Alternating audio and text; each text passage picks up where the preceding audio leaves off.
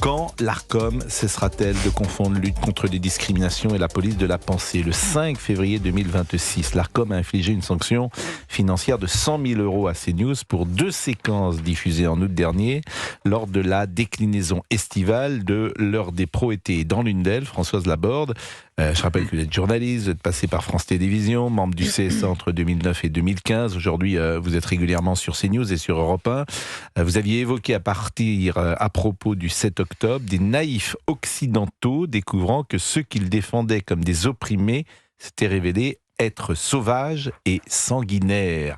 Et la tribune commence de cette manière: on assassine rarement la liberté d'expression à visage découvert, on la grignote au nom d'intentions honorables, protéger, prévenir, réguler, etc.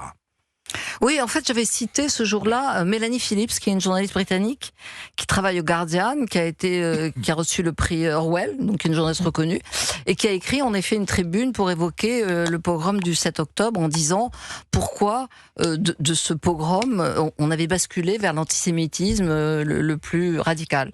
Et je trouvais cette tribune intéressante, et donc je l'ai citée. Et je dis, voilà, ce que dit Mélanie Phillips, c'est qu'au fond, pendant des années et des années, tous les libéraux de gauche ont voulu défendre des gens qu'on considérait comme opprimés, et puis arrive le 7 octobre, et mon Dieu, on se rend compte que ces opprimés, finalement, sont... Alors, je ne vais pas répéter les mots. Allez, ça recommence. Et donc, je cite Mélanie Phillips. Et l'Arcom considère que citer Mélanie Phillips pouvait inciter à la discrimination à l'égard des Palestiniens, et que ça pouvait être discriminatoire. Donc j'ai écrit à l'Arcom en faisant... Alors, c'est pas moi qui ai été condamné, c'est CNews. C'est ça toute l'hypocrisie, si je puis dire, du système. Donc j'ai écrit au président de l'Arcom en demandant un recours gracieux, que j'ai argumenté, en disant qu'il me semblait que qu'il fallait qu'ils clarifient leur doctrine et que le motif n'était pas suffisant. Par ailleurs, le fait de citer un auteur, à ma connaissance, n'est pas encore interdit, surtout quand cet auteur n'est pas interdit. Et puis que, de toute façon, il y avait une diversité, une liberté d'expression qui était garantie par non seulement le droit européen, mais aussi le droit français. Et on m'a simplement répondu que j'étais pas... Je n'étais pas acteur, si je puis dire, de cette décision, parce que c'était CNews qui avait été condamné, pas moi. Donc le fait que je sois, moi, cité partout, et que le fait que cette décision me fasse grief, n'a pas été prise en compte par l'Arcom. Et c'est pour ça que j'ai fait cette tribune, parce que je pense que c'est une jurisprudence qui est dangereuse, parce que ça veut dire que d'une certaine façon, on ne respecte pas les droits de la défense. C'est la base de tout le droit français, c'est-à-dire le contradictoire, c'est-à-dire qu'on entend toujours les personnes mises en cause. Or, moi, je suis mise en cause dans cette décision, même si je suis mise en cause de façon indirecte, mais je suis mise en cause. Ça, c'est la première chose. Et la deuxième chose, c'est que je considère qu'on attaque aussi la liberté d'expression.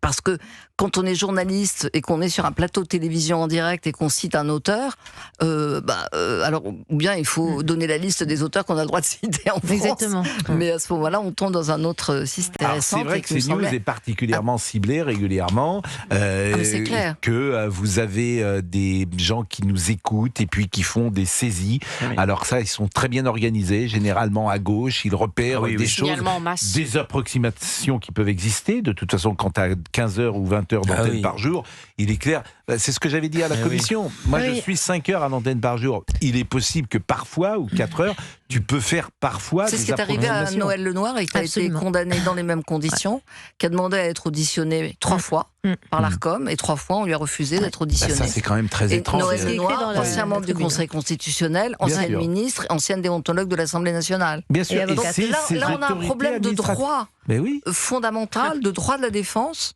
et on a Mais quel recours vous avez? Vous pouvez aller devant un tribunal administratif quand même, j'imagine. CNews peut en effet aller, il va sans doute aller devant le Conseil d'État pour faire un recours contre cette décision, puisque c'est CNews qui est condamné.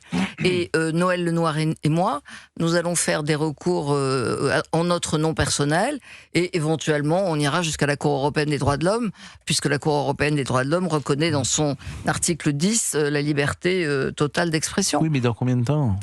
Peu importe combien de temps. C'est ça je la pense difficulté. Oui, mais je pense que c'est le principe qui est important. Alors, au-delà de ça, est-ce que vous trouvez, vous qui avez été au CSA, qu'aujourd'hui la parole est davantage contrôlée, muselée? Bah oui. C'est sans comparaison. Moi, par exemple, pour vous donner un exemple, je m'occupais de la protection des mineurs. À l'époque, il y avait la télé-réalité. et les acteurs de la télé-réalité parfois se laissaient aller à des propos qui étaient voilà. Mais moi, je convoquais les patrons de chaîne, je leur disais écoutez, voilà, ça va pas être possible, on peut pas continuer comme ça, vous pouvez pas continuer à avoir des gens qui s'injurient à l'antenne et qui se comportent comme de façon donc la prochaine fois qu'on voit ça, on va vous sanctionner. Mais on faisait on discutait en direct avec les fabricants de contenu, comme on dit publiquement, avec les chaînes. Alors que maintenant, le CSA n'était pas un organe de censure, c'était un organe de régulation. Or, le problème, c'est qu'à partir du moment où on voit partout des attaques à la diversité, des attaques, etc., vous devenez de facto un organe de censure, parce que ça oblige tout le monde à surveiller sa parole, à avoir peur du mot. Noël Lenoir, elle a été sanctionnée sur un lapsus. Sur un lapsus, qu'elle est venue corriger. Exactement, elle a été sanctionnée sur un lapsus. Ce qui est dangereux Sabrina Medjeber et après Fabien Otteniente. Au-delà de ce que dit Françoise dans sa tribune, et j'invite tous les téléspectateurs, les auditeurs, à lire la tribune parce qu'elle est formidable, elle est très claire. Il y a aussi une volonté politique, idéologique et même universitaire. Vous savez qu'il y a 57 universitaires qui ont signé une pétition pour faire fermer CNews et Europe 1 en raison d'un manque de pluralisme. Alors les critères, on ne les sait pas, mais il y a en réalité une charge beaucoup plus élaborée, une pluralité de personnalités issues du monde politique, journalistique, universitaire, qui mène une réelle guerre contre CNews. Ça va au-delà même de l'Arcom. Toutes les professions intellectuelles, effectivement, aujourd'hui, sont très à gauche et n'entendent pas entendre des voix discordantes et refusent de venir sur les plateaux. Oui. Qu'est-ce qui fait, par exemple, Charlotte, qu'est-ce qui a changé avec CNews ? C'est qu'on a entendu des voix qu'on n'entendait pas ailleurs. C'est vrai. Le pluralisme existe toujours, mais il y a des voix qu'on n'entendait nulle part ailleurs. Oui. Charlotte Dornelas, Gilles William, Gonnadel. Oui. Mais quand j'invite les uns et les autres à venir échanger avec Charlotte ou avec Geoffroy Lejeune ou avec des voix effectivement qu'on entendait moins dans l'espace médiatique, ces gens-là refusent. Ils disent moi je veux pas parler. C'est exactement. C'est très juste de parler du sectarisme. Donc il y a eu la première chose. Et la deuxième chose, c'est qu'effectivement CNews a parlé de sujets dont on parlait manifestement dans la vie de tous les jours, mais que l'espace médiatique ne voulait pas traiter. Sujet de sécurité par principalement. Exemple, et on avait Monsieur Dupond-Moretti qui expliquait que c'était un sentiment, l'insécurité. Donc les gens sortaient dans la rue, étaient en difficulté dans leur vie de tous les jours, et vous aviez un ministre qui disait non, c'est un sentiment. Bah effectivement, nous en avons parlé. Eh bien, ça dérange. Non, moi je voudrais rajouter deux choses. La première, c'est que je crois savoir de source sûre que tout récemment, l'Arcom a validé les temps de parole sur CNews et sur Europe 1, ce qui prouve que le pluralisme et la diversité des opinions est respecté dans le temps de parole. Donc ça a été validé. Et la deuxième chose, c'est que je pense que tous ces règlements étaient faits pour une époque où il n'y avait pas de chaîne d'infos. Donc en effet, quand on présente le journal de 20 heures, moi j'ai présenté, tout est écrit à l'avance, tout est fait à l'avance, tout est pesé au trébuchet, on n'est pas en direct, on fait pas comme vous le dites fort justement des heures et des heures de direct.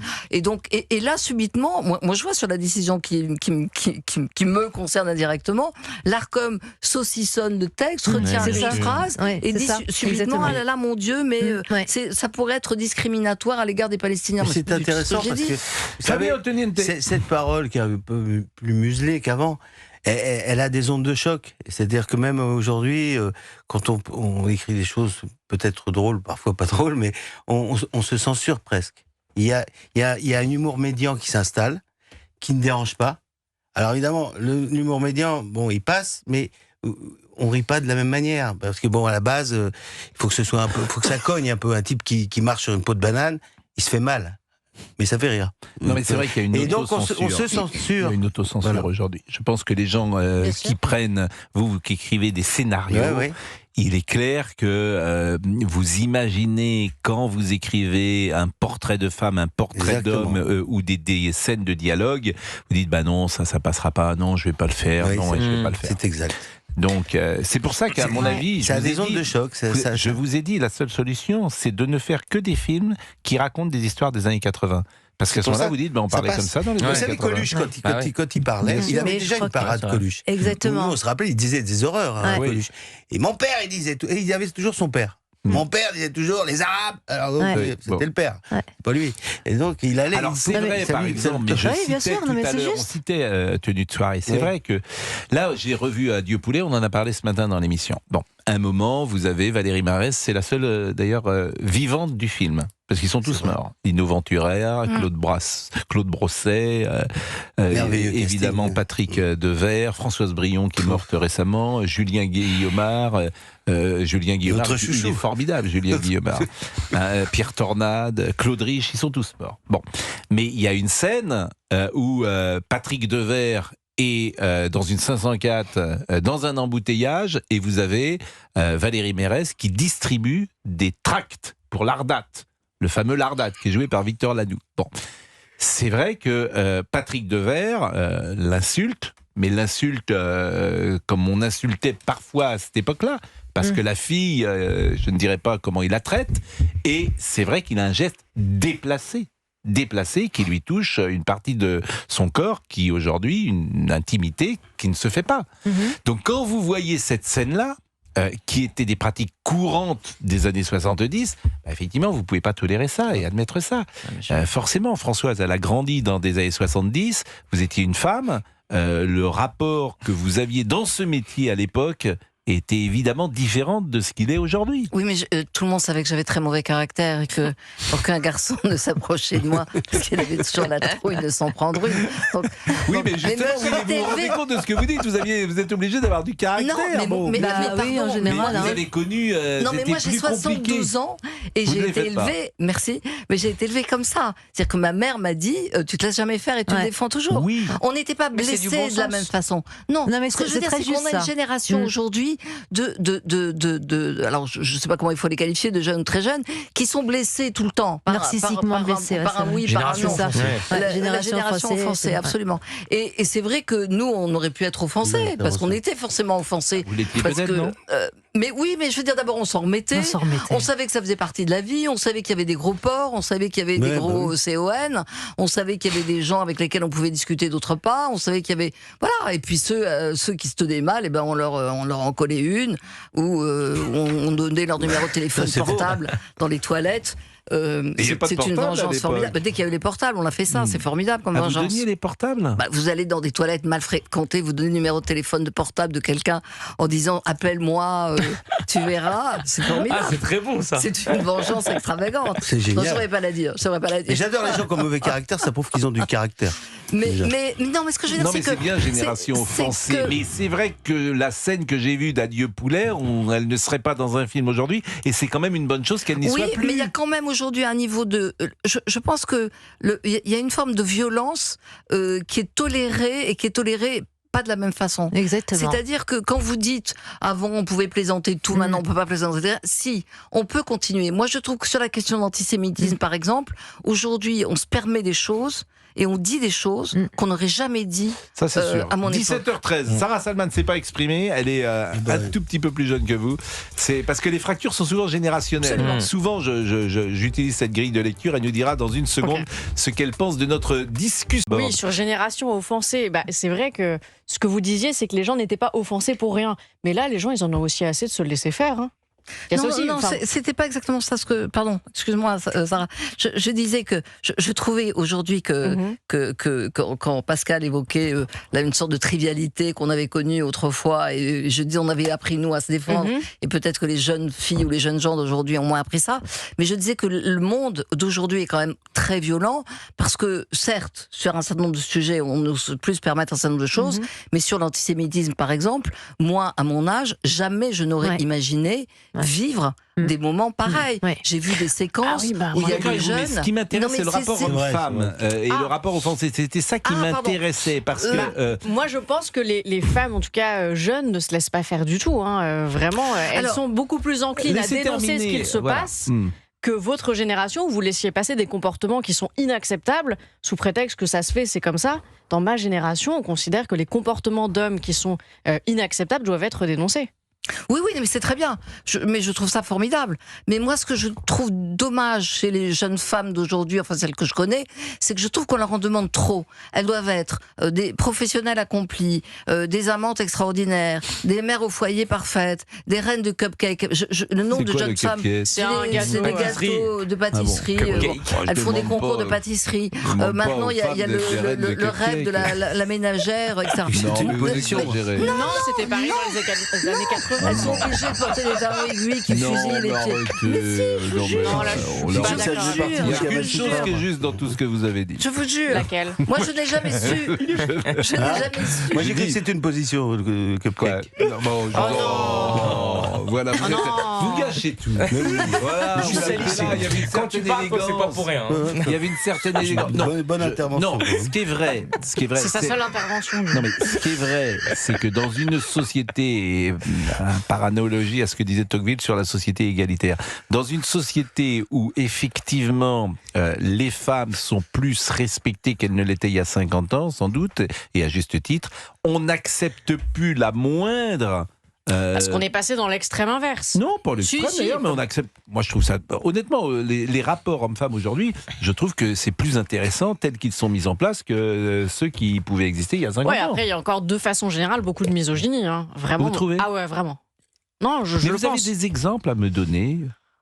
Par exemple, vous travaillez ici à CNews, vous trouvez qu'il y a de la misogynie avec sur les plateaux de télévision mais je trouve, et ça vaut pour CNews, et je pourrais citer BFM, LCI et d'autres chaînes, qu'il y a toujours moins de femmes que d'hommes. Ça, c'est vrai. Moi, souvent, je suis la seule femme sur les plateaux, et c'était pareil sur des chaînes concurrentes. Donc, c'est pas inhérent à CNews, c'est pas inhérent à la chaîne. Et vous regardez, si vous regardez des femmes expertes... Donc ça, pour vous, c'est effectivement un signe de misogynie qu'on peut noter. Indirect, mais en tout cas, il y en a moins. Dans le comportement, non, justement, vous regardez, et encore une fois, je cible aucune chaîne, je mets les 3 chaînes d'infos au même niveau. Quand vous invitez des experts sur des sujets très techniques, souvent ce sont que des hommes. Et quand il y a des femmes, elles sont présentes, mais elles parlent moins en plateau. Elles ont un temps de parole qui est beaucoup plus réduit si vous regardez que les hommes. Mais par exemple, on a commencé l'émission en parlant de l'armée de l'air et de l'armée de terre. C'est vrai qu'il y a moins de généraux féminins. Mais il y en a.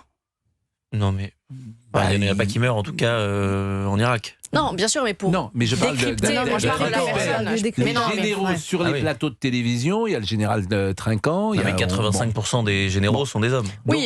Donc c'est aussi... mais par exemple, dans un domaine que je connaissais bien, qui est le football, il y a une volonté des médias de faire entrer l'expertise des femmes. Et aujourd'hui, dans le groupe Canal, vous avez leur boulot, vous avez des jeunes femmes qui commentent le football. Je me souviens combien ça avait été dur pour Marianne Macot, qu'on adorait d'ailleurs, Marianne, et on peut avoir une pensée pour elle, et qui avait été maltraitée, j'ai envie de dire à l'époque. Aujourd'hui, une femme qui parle football, on oublie en fait. Un autre exemple, Pascal.